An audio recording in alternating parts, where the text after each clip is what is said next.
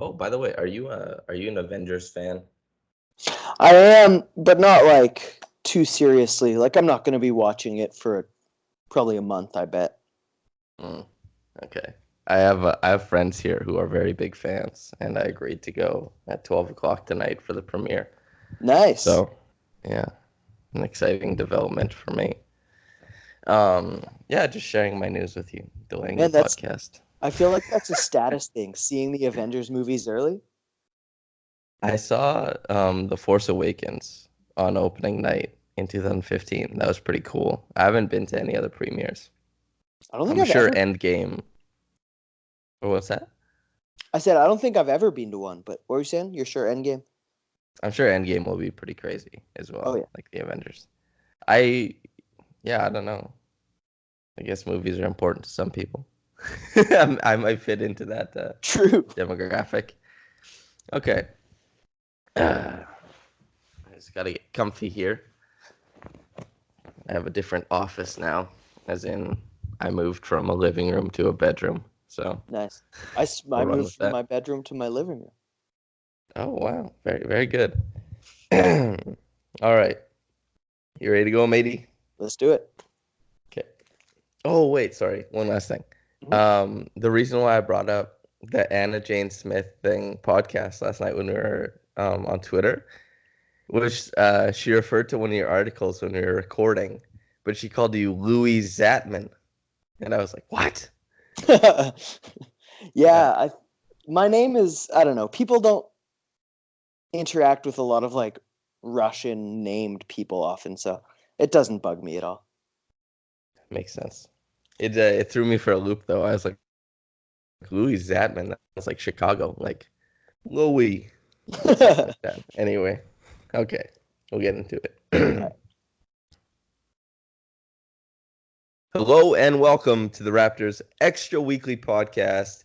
And this time it's taking the form of a series preview as we're looking ahead to the Raptors and 76ers, the 2 seed versus the 3 seed. And the most exciting guest I could possibly get for this, the guy who has made it his business to preview series better than anyone else, apparently, to dive into the clutches of the earth and to pull 5,300 words from the depths of it. Louis Zatzman, you're the perfect guy to talk about the 76ers with, as you've just finished doing a massive deep dive on them. How you doing, man? Hey, buddy. Thanks so much for having me. I'm doing great. Yeah, got to sleep last night after I finished. Everything's looking up. What time did you get to sleep? Oh, it was early because so last time my I published my deep dive like 9 a.m. the morning after we found out the opponent. But because yesterday Raptors Republic had a bunch of great, game stuff after game 5, there wasn't really space for a deep dive. So I had a whole extra day. Plus, I sort of knew, who Toronto would be playing. So I had almost all of it written way early, Oh, right? So I was asleep at a normal time. oh wow, good for you. Yeah, I specifically remember seeing a tweet, and I didn't know it was the precursor to seemingly you starting out this new thing for your career where you do these massive deep dives. But you're like, I got a full pot of coffee, I got a preview for tomorrow, and I was like, oh well, that's exciting. I didn't know that that entailed that you'd be writing, half a book, but that's something else. Oh, something else to mention for the listeners. Lewis he's in rare air as somebody who has been acknowledged by an NBA player's mother.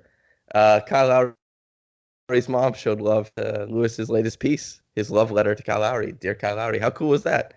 So I was actually at dinner last night with my mom who was visiting, and I was I was rudely on my phone, I'll admit. And I saw that, and I like slid out of my booth under the table, and everyone was like, "Are you okay? Like, what just happened?" It was cool. I was really happy. Yeah, I was so happy to see that. I remember Katie Heindel had a tweet that she liked, and I was like, oh, that's funny. And then I didn't know Kyle Lowry's mom was on Twitter prior to that. But after I saw that and recognized her account and then saw that she had quote tweeted your article, I was like, that is just the coolest thing. I hope she did the mom type of thing where she sent it to her son. And Kyle Lowry's phone was sitting there with "Dear Kyle Lowry" by Louis Zatzman. That's the pipe dream, I think. Well, yeah, there are enough people that quote tweeted it, you know, adding him, which I would never at an athlete in my thing. Yeah. But so what would be weird though, if you're her, how weird would it be to just have strangers writing love letters to your children? Yeah, that's it's a different world, you Yeah. know? That's well, and then like that's kind of a sweeter edge of it is like there's strangers writing these wonderful, I guess, allegories to their children's books about Kyle Lowry and the type of effect he has on basketball and watching it as a fan. And then there's like what Lauren Miles got earlier this year, being like CJ Miles' husband or wife, and then Yeah. having like a bunch of 16-year-olds angry at her on Twitter and all that. Yeah, It's ups and downs. yeah, definitely. But also, in the close circle with an NBA player, someone who is top 300 at their craft. So good for them, probably everybody in that realm. I said before this podcast I was going to do a concise job, and I've already done this. Anyway, let's get into it. First thing I want to talk about, I talked about this briefly with Michael Pina, talked about it briefly with Anna Jane Smith. Matchups. There are a lot of different ways that this series can go as far as matchups. There's a lot just because of, I guess, by proxy of how big the 76ers and the Raptors both are, specifically through positions 3 through 5, and almost, I guess, really similar between 3 and 4. There's a lot of different matchups that can go on, and especially with Ben Simmons playing the 1. Where does Kyle Lowry play on defense? Who is picking up Ben Simmons? Who's guarding Jimmy Butler? What's your take on all that stuff? Yeah, that stuff is really fun to play with. And I think, before we get into the nitty gritty, which I do a lot in the deep dive, is it's worth mentioning, the Raptors are going to switch a ton. Philly is going to switch probably a lesser amount, but still a fair amount. And so, no matter what matchups we talk about, it's all going to be thrown out of the window after the first action. And then after the first game, it might change. So all of this stuff is a little bit less important, I think, than we're making it out to be. But so I would say, that being said, the only matchup we know for sure is Embiid on Gasol. And Adam McQueen wrote a really cool piece about that matchup for Raptors Republic, sort of the success Gasol has had against Embiid in the past. And you wrote really great about how Gasol defended Vooch. And I mean, do you think that'll be sort of the same defensive thing? Well, it really makes me wonder about Embiid's health because if Embiid is healthy, then Gasol is an okay matchup, and Embiid is just the best center in the league and will eat the sun and kill babies and just completely annihilate anything put in front of him, right? Like he's an absolute monster when he's healthy. And even though Marcus Gasol is a pseudo 7-footer and he's a heavy set guy for the league now, Embiid is packing probably 45, 50 extra pounds and probably 6 extra inches of reach, maybe even more.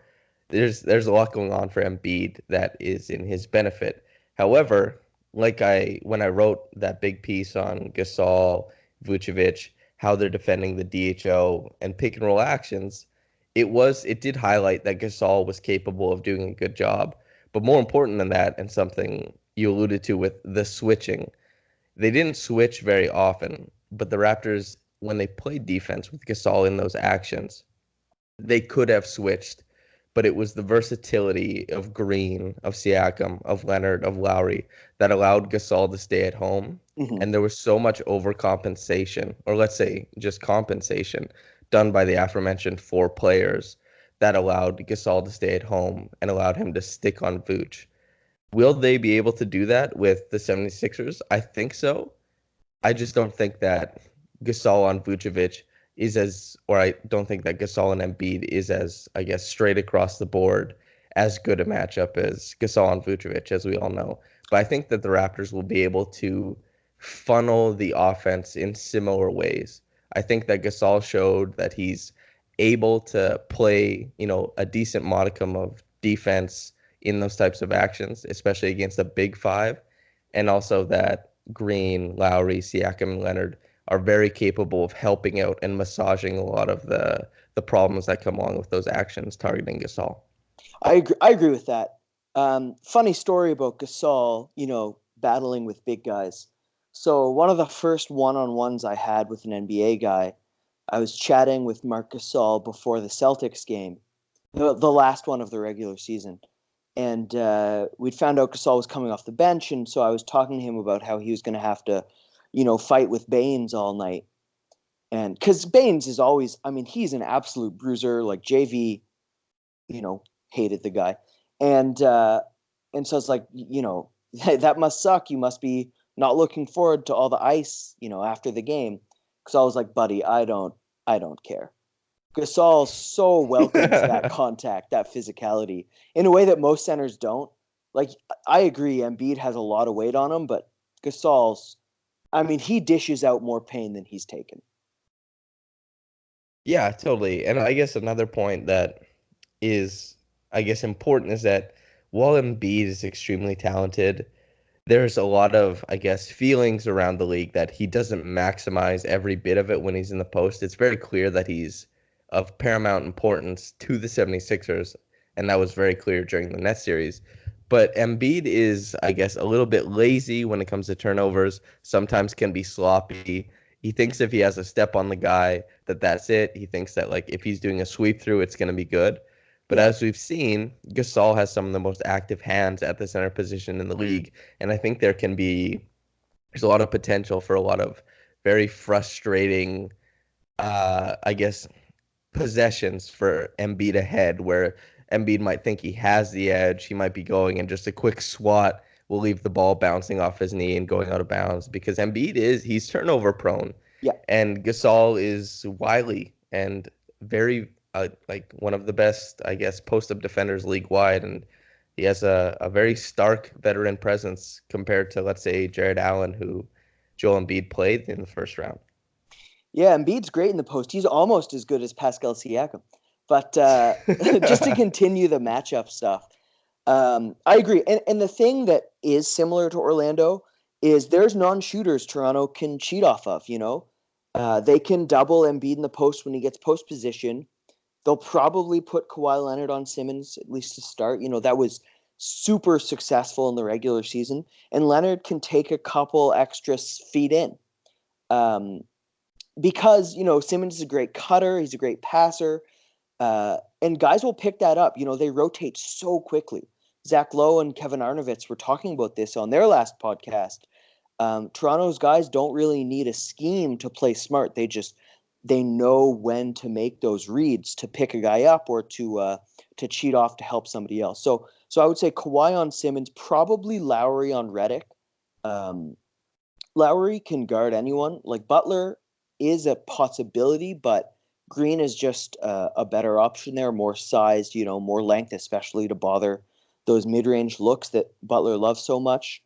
And then Siakam on Harris. But those four are totally switchable. If Lowry gets stuck on Tobias Harris, I think that could be the best possible look for Toronto is Siakam on Butler and Lowry on Harris, Green on Redick, not to be That's used over the whole series, but just like clutch possessions. Well, that's interesting. I actually thought that was what the Raptors would march out with.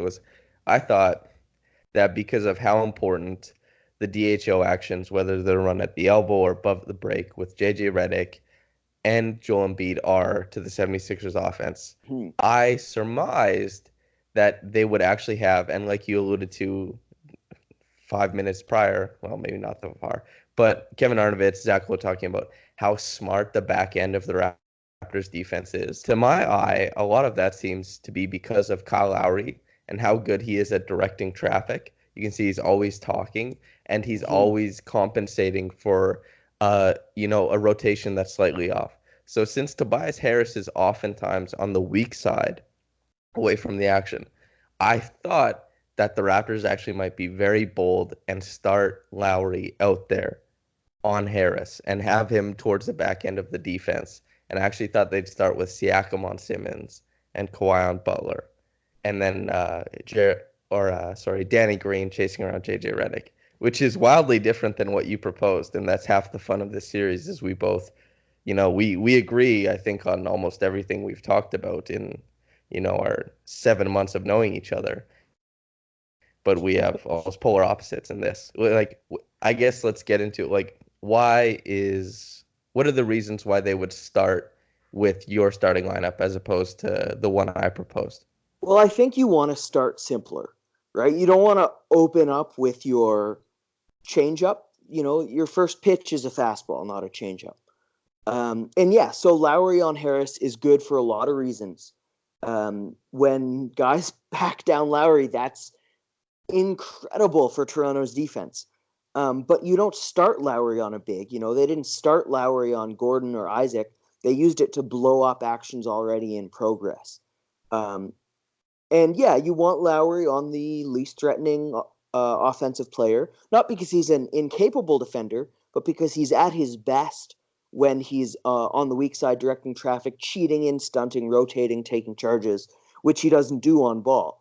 And so all that stuff, makes sense, but isn't something you want from the 24 to 22nd range of the shot clock. That's more from the 19 to 10 after the switches, after the actions, blowing up the actual look. Because if you start with Lowry on Harris, then you don't need a switch, right? Also, you don't want Lowry taking, big guys on the block 40 times a game. You want that to be something 5 to 7 times a game, a special look, to stymie out a late clock attempt. But I don't know if that's in the long term interest for Lowry to be taking that kind of abuse. I think that would, if another team actually indulged the Raptors so far in is to go at Lowry like 25 times in the post, I think they'd end up scoring like 68 points for the game. Probably. And I think the Raptors would run away with it. But yeah, as far as how that would affect Lowry's, I guess, role on offense, it could limit him. It's a big ask. That was, I Yeah. guess, just in my head. You do make a good point though, is you start with your fastball, and the Raptors, they project to be the better team anyway. You probably don't have to throw out anything fancy. You don't have to cross match it all like that to get things Yeah. going. And just walk out there, go against the 76ers, especially with Embiid not at full health, and just kind of see if you can pound them into the ground as Exactly. is. Yeah. And the one So I totally matchup agree with that. the one matchup I think that is potentially problematic is the normal point guard. Like Simmons is the one guy, I mean Embiid obviously, but Simmons is the one non-center who Lowry cannot guard in the post. Simmons will eat his lunch in the post. He's Yeah. just so fluid and so big. And that's the natural point guard. So, a little bit of cross matching, but Yeah, there's some sort of, I guess, arrogance in me that I am more worried about Jimmy Butler than I am worried about Ben Simmons. Ben Simmons does not concern me overly, and I don't know if that's just an effect of being on Twitter too much and seeing the word coward scribbled across different timelines, or if it's just averaging like 7 or 8 turnovers per game against the Raptors this year. But he doesn't worry me that much. And as long as the Raptors defense remains, as good as it has been, the 76ers defense, I don't think will present as many problems for the Raptors as the Magic defense did. And that's not to say that the Magic are a better team than the 76ers. I just think that the Raptors will have an easier time on offense. And so I think that the Raptors will provide less and less opportunities for the 76ers to get out and run. I love watching Ben Simmons rack his brain in the half court offense. And I think that the Raptors will love seeing that too. Sometimes it results in, unparalleled genius. He's a really clever player, but it presents a lot of limitations to his game if he has to just stare at 5 guys and figure out how to get where he wants to go without a jump shot. But yeah, there are inherent problems that come with how he matches up with Lowry. So let's zoom out then. I mean, beyond matchups and just style of play. You were saying before we turn the mic on, you know, pace is one of Philadelphia's, most uh, definitive identity qualities, in the same way as Toronto. But do you think that's really to the Sixers' benefit if they start trying to play an up-tempo game? I well, you can play up tempo on one end, and it's you don't actually play up tempo in one end, but you can limit the other team's transition while going crazy on your own. And that's the type of transition that is usually it's not artificial. It's usually fueled by deflections, turnovers, things like that. And Philadelphia is long. They have guys like Jimmy Butler who can, similar to Lowry, can stunt and can cheat and can play a really, I guess, wily type of defense. Joel Embiid presents a lot of problems in the post. If Lowry, Norm Powell, Kawhi Leonard, we saw, isn't one of the best finishers in the league at the rim. He struggled against Orlando Magic. Joel Embiid hanging out at the rim can provide a lot of problems for the Raptors, provided that they get there, and he's waiting if the 76ers get to maintain their defensive principle of keeping him and dropping him to the rim. But there's a lot of ways, especially with Ben Simmons and Jimmy Butler and Joel Embiid, there's a lot of ways that the 76ers can get going in their own offense, get going in transition in their own way. It's something like one of their qualities of their team that's an identifying factor. And I think that they'll be able to push, but if they're good, they can also limit how the Raptors push. And that's a big ask of both Ben Simmons and Kyle Lowry. If Ben Simmons wants to try and push while also mitigating the transition points that the Raptors can get coming back, if Kyle Lowry wants to do the inverse, there's a lot of work to be done by both point guards, both pace setters on both teams. But I think that if either one plays it right, there's potential for one team to dominate the transition while also limiting the other. Yeah, and I think the key here, and really to the whole series, is Ben Simmons. I mean, Simmons at his best, which Toronto has not seen. Kawhi Leonard has bottled him up, but Simmons at his best can tilt a series. If he gets out in transition, like you say, that's incredible for Philadelphia. And on the other end, Simmons is a defender the caliber of Kawhi Leonard and Pascal Siakam. I mean, transition defense requires length, athleticism, multiple effort, and intelligence. Simmons has all of those things, just like Jonathan Isaac did, which limited Toronto in transition in the last round. And so I think Simmons will be the bellwether for a lot of how this series goes. We can sort of count on JJ Redick getting his threes up. We can count on Jimmy Butler, getting relatively efficient clutch buckets. But Simmons has the highest ceiling, non-Embiid ceiling, and the lowest floor. And in transition, as in the series, he could really determine what happens. Totally. And as you alluded to earlier, you said that Kyle Lowry he's not the defender that Kawhi Leonard, Pascal Siakam, Danny Green are, and maybe not the same type of defender that Gasol will be in this specific matchup with Embiid, while still remaining a good defender. The 76ers have their own problem on the other side. Let's say a JJ Redick, Tobias Harris, not known to be, world enders on the defensive end. How do the Raptors specifically attack those two matchups on offense? Yeah, I mean they did it in the later games of the Orlando series. Whoever the poor defender is, put him in a pick and roll. It's the simplest offensive set you can run. The Kawhi Leonard Marc Gasol pick and roll just got Leonard so many points when Vooch, no matter what Vooch did, if he showed high, Kawhi Leonard would either go around him, split, back up, and take him one-on-one. If he dropped, Leonard would drive into his body. If he switched, Leonard would pull up in his face. And the same thing with JJ Redick. Run a lot of Kawhi Leonard, Danny Green screens. Green will get a lot of open looks there. And if he short rolls it, Green even showed in the Orlando series, he has a little bit of passing chops on the short roll. Same with Tobias Harris, because, I don't know where he hid him. I was actually surprised. He held Leonard and Siakam to 2 of 12 in the regular season in Toronto LA games. If he does that same level of inefficient, forcing Toronto into inefficient scoring, that would be a huge win for Philadelphia. But you got to test him. And so no matter who he guards between Leonard or Siakam, the 3-4, 4-3 pick and roll should be just a massive advantage for Toronto in this series as well, in a way that just wasn't against Aaron Gordon and Jonathan Isaac. Yeah, the 4-5 pick and roll was honestly a bigger matchup advantage for the Raptors in the Magic series than the 3-4. Yeah, yeah, and all of it. Embiid, as great as a defender as he is, he drops insanely deep. And Toronto is 5 out. They have 5 guys who they're totally comfortable in the starting lineup shooting threes. So I think Toronto's ability to create efficient shots should be fairly simple. It comes with you have to make the shots, of course, but it shouldn't take a lot of work to create open shots. Whereas Philadelphia, I don't see it being nearly as simple. Yeah. Well, I guess that's why, you were so bold in your prediction of the series is the Raptors shouldn't have too much trouble creating shots that they like. It'll just be putting them down. Then that's something I talked about with Anna Jane Smith on the podcast the other day was that's the chicken and the egg concept is what happens to a defense after other teams start missing open shots and then how things evolve from there.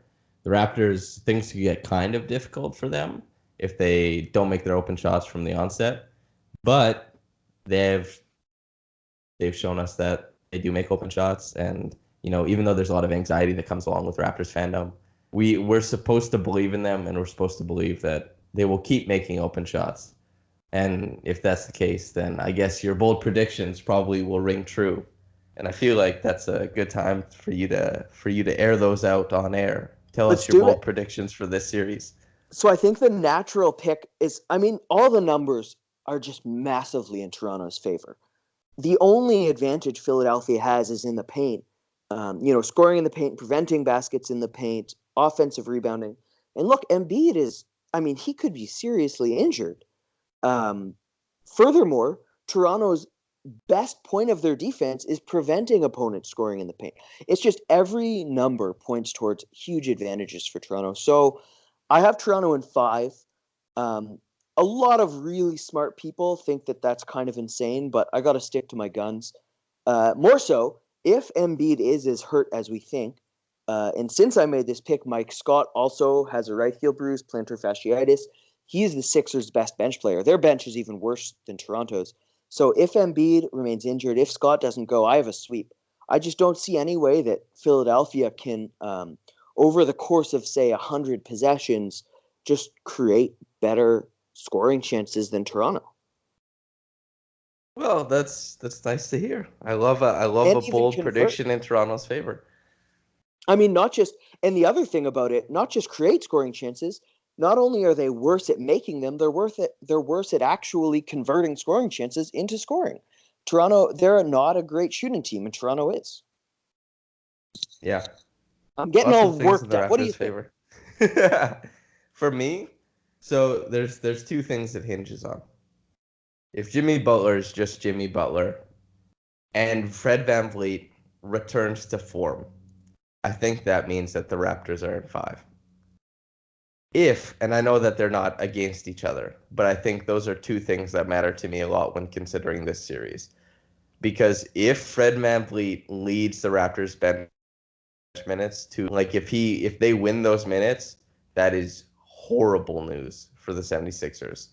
Because the Raptors, as we know, the Raptors starting unit they are world enders. They Yep. play very well and they're tough to compete with. So if Fred VanVleet leads the bench units to winning minutes, that's very bad news for the 76ers. If and since you chose two, I'll choose two outcomes. If Jimmy Butler is on some stupid 40-point second half revenge tour for no reason type of business and is just going to do that, I think it's 6 games. But, how lucky are we that we get to say that if the third best team in the Eastern Conference plays awesome, they'll still lose in 6 to the Raptors.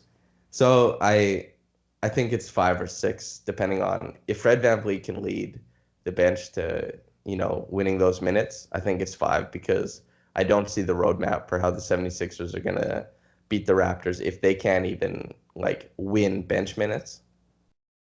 And the transition minutes are going to be very important as well, like the stacking bench players with starters as well. But if Fred VanVleet plays well, that massages a lot of the anxiety and the problems that the Raptors have, and especially against the 76ers, who, like you said, have a very weak bench of Mike Scott, Boban Marjanovic, James Ennis, TJ McConnell. Like, a lot of those guys will be picked on and will be big time problems. And if the 76ers play TJ McConnell more than 10 minutes a game, then it's a sweep. So off microphone, you were saying you were boldly going to predict Toronto in 7. You started at 6, went to 5. Now you're saying 4. What is this? Well, they might do it in 2, honestly. You know, that's just I also had the contingency plan that you might sway me. And That's true. You so did say that. there's something about getting in a room with a guy, even though we're not in the same room, getting in a room with a guy that you agree with and just stacking your theories on top of one another. That's how people convince each other that the earth is flat. So I'm not particularly surprised that you and I, gleefully talking about how our favorite team matches up against another team results in me saying, you know what, these guys, they can do it. It'll be super easy. 5 games, 4, maybe even 3. Get them out of here. Like, yeah, I'm not shocked. Maybe it Yeah, comes back to bite me. If they do win in 7, I'll claim that I knew all along, and I'll edit the podcast, and it'll just be me saying Raptors in 7 on a loop for 30 minutes. But we'll see. yeah. Not only is it guys like us, people who are our fandom is intertwined with their analysis. The national conversation around the Raptors right now, I mean, people are giddy. Lowe and Arnovitz on their podcast, they were just giggling talking about Toronto's defense. It's wild. Oh, by the way, did you listen to the Matt Chance episode, or Matt Chance? Sorry. With you, not Yeah. yes, no. Oh, well, don't worry about it. I just need to. His voice sounds like as if it were a clone of Kevin Arnovitz's. Oh That's damn, a real take. Yeah, he's got real radio voice. It's audible chocolate. that sets Raptors Republic up for some sneaky schemes. Yeah. Yeah. I guess Kevin Arnovitz and Kevin Orr and Zach Lowe optimism is good a place to leave this as any. I feel like we talked about it a lot, and more people read than listen at our current publication. So I feel like we've given the people a decent look into it. And I'll say this right now: if you guys want a more concise version of this conversation that doesn't involve my musings about nothing and my imprint on this conversation has been just kind of like a child yelling. If you want a more concise version of it, just go read. My voice cracked. Oh my god! Go read Lewis's Who put a preview for the 12-year-old in series. charge of this podcast? I mean, Yeah, come I on. know. These Zarar, what have you done, my guy? And if you want to read a very concise, intelligent, and cerebral breakdown of the Raptors 76ers series, you can do that at raptorspublic.com, and Lewis wrote. And if you want to follow Lewis, shout yourself out. Tell everybody what to do. Yeah, man, at Lewis Zatzman at on Twitter, where all my I save all my good thoughts for Twitter and just write the garbage ones at Raptors Republic. So far better Twitter follower than a writer. No, but yeah, thank you. I appreciate that, buddy. It was a fun preview. Yeah, well, you did a fantastic job. I feel like I only want the Raptors to go farther into the playoffs so that we can get more preview content from with Seth. Well, I've just really enjoyed your ascendance this year. Your writing has been so damn good. So I genuinely, this isn't just being pals, but man, I really get up to read your articles. They're some of the best stuff I've read this year. And Oh, if anybody listening doesn't read Lewis, I strongly, I gotta tell you, he's one of the best people to read this year. And as far as Raptors go, that's a top 3 guy right there. to play And devil's advocate. No, just kidding. Thank you very much, man. yeah, of course. And I guess that's as good a place to say goodbye as any other. Lewis, thank you so much for coming on. If anybody wants to follow him, he already said his name and his @ going forward. To everybody listening, I hope you have a blessed day. I hope the Raptors win on Saturday. And let's beat them in 5. Lewis, thanks so much for doing this. Thank you, man. Okay. Bye, everybody. All right. How was that, Lewis? That was great. Good. Man, you're always Um, you're always so generous. I really appreciate it. It means a lot, man. Thank you. Oh man, it's like it is no problem at all. Like I'm not saying it because it's for the show or anything. Geez, I really have enjoyed your writing so much this year. And Thank you. I was genuinely excited just being, we both write about the Raptors, but I'm still a Raptors fan. I still love sports writing. So the stuff you've been doing this year, as far as like how it touches on the Raptors and as far as like the analysis it provides, the mix of, take on basketball mixed with the analytics, it's just you found the touch this year, my guy. I think you've done some really good writing. Love it. Appreciate it, buddy. Yeah, of course. I'll let you get on with the rest of your day. Sweet. I'm looking forward to looking forward to doing it again. So, by Yeah, the of way, course. so the home games I'm not always available for, obviously, but if Mhm. you ever need someone for post game on a road game, I'm always happy to help out with that too. Sure. Let's do it. Either 3 or 4. I'll let you know. Uh, except for three. I'm Okay. wait, hold on. I've tasting for I'm getting married in July, and I have like a Right. wedding thing. Four. Oh, three. Yeah, four. I'm good. Three. I won't be actually be watching live. Anyway, All right. Let's put the clamps on 4, and then we'll sweet buddy. look forward to doing that. All All right, right, man. man. Can't Enjoy wait. the rest of your day. Thanks for doing this. You too. Bye. Cheers, buddy.